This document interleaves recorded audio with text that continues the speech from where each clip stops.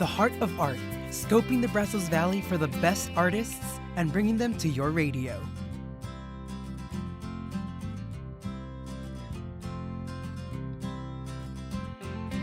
Ladies and gentlemen, your host, Hector Nino.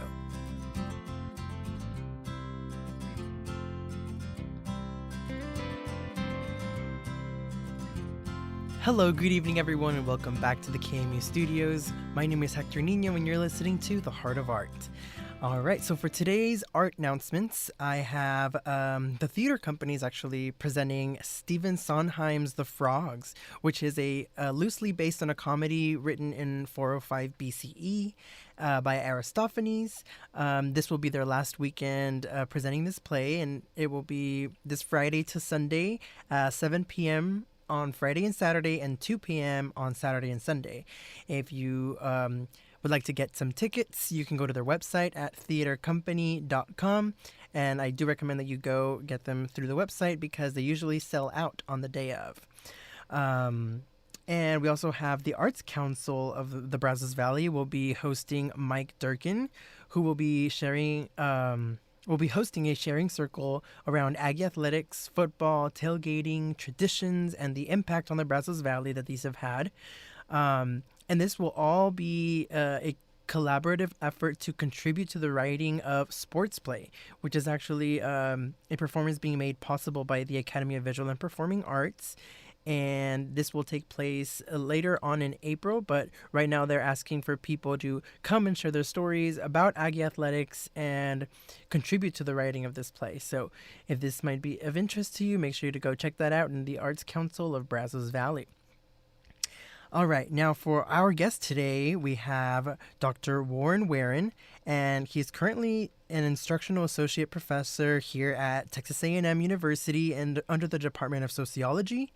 But he is also an experienced guitarist, and he is also author of Futtuplets, which teaches, experienced guitarists how to work with quintuplets. So, yeah, we have a little discussion about that and about his crazy adventures of being a guitarist, and I know you guys will enjoy it. So, let's start the show.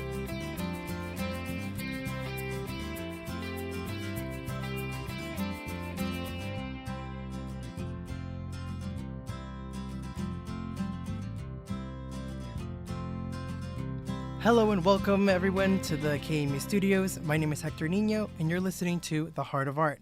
Today we have a very special guest. His name is Dr. Waren, and he's currently an instructional associate professor at the College of Liberal Arts under the Department of Sociology, and is author of a book series titled Futtuplets. And it actually currently has 3 volumes, and he's working on a 4th one right now. So hello, Waren, how are you today? Hi, Hector. It's good to be here. Awesome. I'm very happy to have you. I don't know much about guitar, so I am willing to be educated on that. Yeah, no, the guitar, of course, is the coolest and the sexiest of instruments, and so everyone wants to play the guitar. And I'm an electric guitar player, and I play blues and rock in a local band called the Bad 455s. There's a part of music education that's kind of there's a hole in that education. A lot of times we skip 5s. We teach young musicians how to play in 2s and 3s, and everyone's familiar with triplets or with 16th notes, but it's rare for us to train, even at the intermediate or the advanced levels, it's rare for us to work with quintuplets, with quintuplet figures. Okay. And so I put together a list of a couple of hundred of these quintuplet figures for modern electric rock guitar, and split it out over 3 books. And one book introduces the concept, and the second book introduces cycles, how to play futtuplets that repeat. Okay. And then the third book has musical sequences, these 5-note sequences that slowly move across the octave up or down. And yeah, and so those are the 3 books that are out now. Right now I'm working on the 4th book, which uses chord tones. So these are arpeggio figures that, again, are grouped into 5-note groupings. but that's the thing, is that usually we skip fives. Skip. We joke among musicians that musicians can only count to four. Mm-hmm. So we count to four. If you ask us to count to six, we really just count to three twice. Right.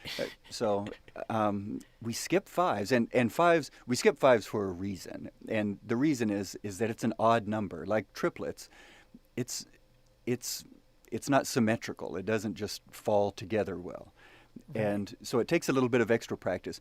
On the piano, it's actually kind of easy to play a quintuplet figure because we've got five fingers, and on the piano you just put your thumb on the C note, and then just staying on the white keys there, you can imagine C, D, E, F, G. And so if you start with your thumb and you play all the way through C, D, F, G, and then back to the thumb, back to the C, that's a five-note figure, you know. Okay. 1, 2, 3, 4, 5, 1. 1, 2, 3, 4, 5, 1. Right. Yeah. But on the guitar, it's a little bit more complicated, and we have this right-hand business where we have to pick down, up, down, up, down. Things begin to get complicated. Right. That's a whole other animal. And so we solved this problem by ignoring it. Okay. By just not teaching Like our a lot students. of the things we do. Yeah. And what ends up happening is that, I feel like we've got a five-note shaped hole in our music, in the way that we express ourselves through improvisation. Okay. Now, again, I'm a blues musician, and blues music, there are many wonderful things about blues music, but one of the most attractive things about blues is that it invites improvisation in a real free-form way. Okay. It's really only jazz music is comparable, but even jazz, there are more limitations, I feel. Mm-hmm. Because jazz follows the chord progression a little bit more than blues does. Blues is quite wide open. It's quite free in its improvisational style. But even within that freedom, we rarely have five-note figures, these five-note phrases. It's kind of a word that has five syllables. It's rare that we have that. And it's so common for us to have triplets, especially in blues music. We like triplets. So we have lots of triplets and lots of 16th note figures, and then some of the modern blues guitarists like Joe Bonamassa, fantastic guitarists, they'll introduce 6-note figures, and every now and then they'll sprinkle in these 5-note figures. And so kind of the modern expression within blues is beginning to incorporate these 5-note figures, but we haven't had a real dedicated workbook to take guitar players from an intermediate level through the advanced level, and they come out the other side and they know how to construct and create with 5-note figures, with quintuplets. Okay. Well, I'm really excited to have such an educated person on music here today, and we will get more into that later on in the interview, but I kind of want to go a little bit about your personal story and where you're from and how you got here to the Brazos Valley. Yeah. So I'm an Aggie, and so I got my PhD here a few years ago in the past, and got the opportunity to teach and work in New Orleans for a little while, and then worked at the University of Central Florida in Orlando. And then my wife and I were invited back, and so now we both teach here in the sociology department. And I've been working with a wonderful band called the Bad 455s, and we play all of the fun juke joints and all the biker bars and all the fun stuff in that shadow region between Houston and Austin. We play all those in-between places, so down to LaGrange and through Waco and all that kind of stuff. Wow, you we have get a wide area of space, yes. And so, we played a couple of hundred shows together before the pandemic. Actually, just as the pandemic hit, we had a run of shows at the Third Floor Cantina in Bryan, and it was a wonderful run there. And around that time, I was starting to introduce these 5-note phrases into my blues playing, and my bass player was giving me the side eye, like, "What are you doing? This is not a jazz outfit, you know. Right. This is blues and rock." But it can still sound kind of rock, and it definitely sounds new and fresh. And that can be good. So, all right. So then when the pandemic hit, well, we had to cancel all of our shows, all of our gigs, and and I had this box that was filled with napkins from Denny's and with Post-it notes, and I had just written these 5-note figures on anything, and I had lots of photos on my phone of these 5-note figures that I had written down, and I thought I would just organize them into a reasonable workbook, again, to take students or people. And again, this is not a beginning level. It's not a beginner's level technique. This is kind of intermediate or advanced.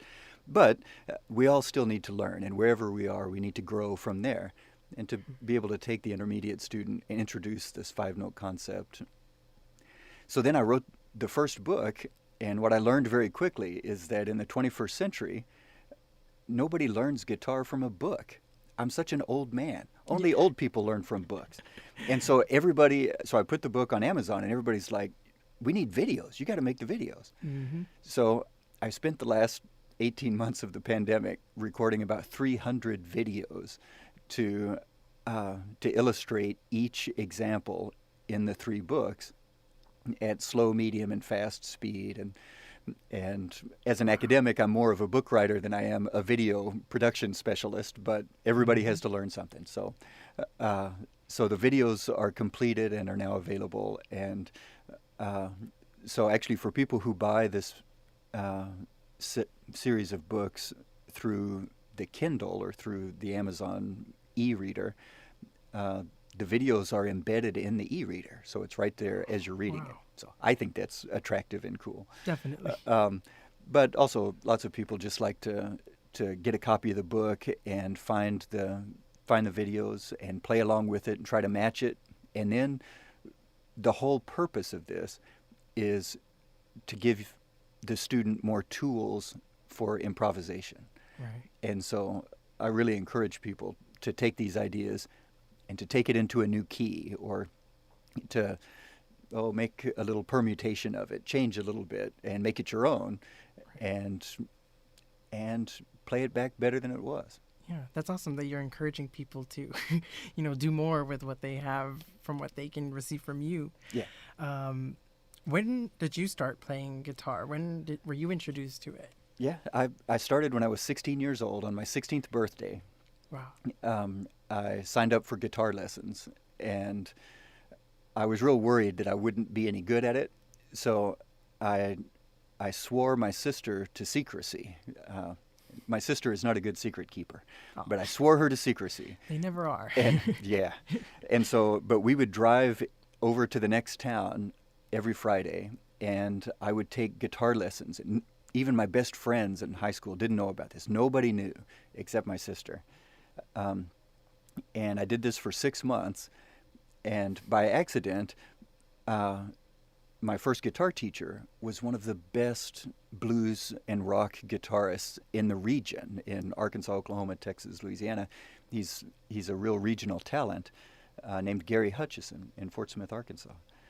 And Gary's a fantastic, top-notch guitar player, and also a wonderful educator and teacher, and a very generous musician. And Gary really got me started. And after about 6 months, I finally bought my first electric guitar. And on the way home from the store, I stopped at all my friends' houses and showed them what I could play and all that kind of stuff. Check this out. Exactly, yeah. And since then, I've played guitar every day of my life. So I got the chance to go to music school in Minneapolis, and that was a wonderful experience as a young man. And a little bit later in life, I got the chance to live and work in Nashville. And I realized that, musician is my master status. That's still how I think of myself and how I introduce myself to others. But I needed to find something else to pay the bills. And so I came back to school and studied what I liked studying, and it turned into being sociology. And then I was invited to Texas A&M, and this is where I got my PhD. Wow. And now I get to come back and teach here, and I get to teach. I have offices next to my old professors over in the academic building. Oh, wow. And it's wonderful. And actually, the academic building, that's where I defended my dissertation. And when they first called me Dr. Waren, was in was in that hall. So that's a special place for me. That's poetic. And, Yeah. and also the tree, that century tree out front. Well, that's of course where I had to ask my wife to marry me. So, Wow. Awesome. Awesome. so I'm connected to this little part of the world. Yes. I was wondering whether your extensive background in sociology affected your art of guitar playing and if there's a relationship between the two. That's a wonderful question. Uh-huh. I honestly haven't thought about it. Now, that's not entirely true. Okay, so I teach a class in the sociology department. It's called the Sociology of Popular Music. Right. So I guess I want to say that my music has influenced my sociology more than my sociology has influenced my music. Right. But that Sociology of Pop Music class, that's a great class. I don't get to teach it every year, but every couple of years I get to teach it. And in that class, I'm not the expert on these various fields of music. Instead, I'm the sociologist. And so each student, I usually have it capped at about 35 or 50 students or so. I have each student identify a specific genre of music, like Korean boy bands or West Texas blues music or Mississippi Delta blues music. They'll find something. Mississippi Delta is something I'm interested in. They always find something that's much more modern and interesting than that. But each student has one genre that they become experts in. And every week, I give them assignments on the sociology of audiences, of the fans, of the people who support music. And then the next week, we'll just focus on the sociology of the industry and how money is made out of music. And then we'll have another module that just focuses on the dynamics between musicians, sometimes the power dynamics. Who gets paid the most, who's most important, who's in front, who's in back, those kinds of things. Wow. And the students have really enjoyed this. And I love getting to teach it because they're teaching me about their genres of music, the types of music that they love so much. They get to write about it, and they show up ready to do the work. They love getting to write about this style of music that they want to share with other people. And I just get to read and learn about it. Right. Partially because I think they're having a hand in their own education. They're choosing what music to study as well. Oh, yeah. That's and awesome. and they select things that I wouldn't even know about. And then we learn about it together. But the interesting thing is that sociologically, every style, every genre of music, we have things in common. They all have artists. They all have fans. There's always a musical component by definition. There's an industry, even in folk music, where perhaps there's not a monetary incentive. You'll still have a network for the distribution and the creation of that musical style. And so all forms of music, you kind of learn about that. And you maybe learn about the political nature of some of the music when it's talking about important issues or the role of music in revolutions. Mm-hmm. So, which Wow. is another thing. Actually, I wrote a paper about there was at the beginning of the fall of the Soviet Union, there was a small country. So these three Baltic countries, Estonia, Latvia, and Lithuania, they were the first to leave the Soviet Union. And little Estonia, which has about 1.3 million people, they had a long tradition of subversive music, of revolutionary music. And so when the Soviet tanks rolled into Estonia and came in to take back this little country from breaking away, the Estonians came out and began singing.